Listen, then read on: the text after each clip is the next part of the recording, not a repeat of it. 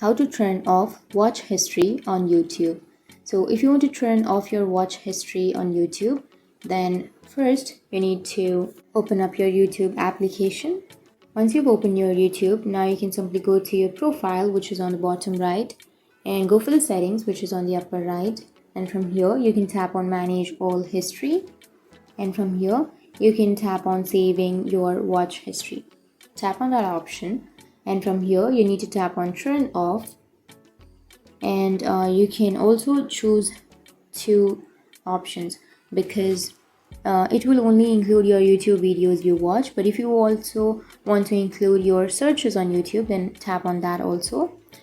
And once you've tapped on that, now you need to simply tap on turn off and then tap on pause and tap on got it, and that's it. Your YouTube history has been paused. So you can open up your YouTube application, and once you open your YouTube application, go for your profile, which is on the bottom right, and under your history tap on view all, and here it says that your history has been paused. So from now on you won't have the watch history on YouTube.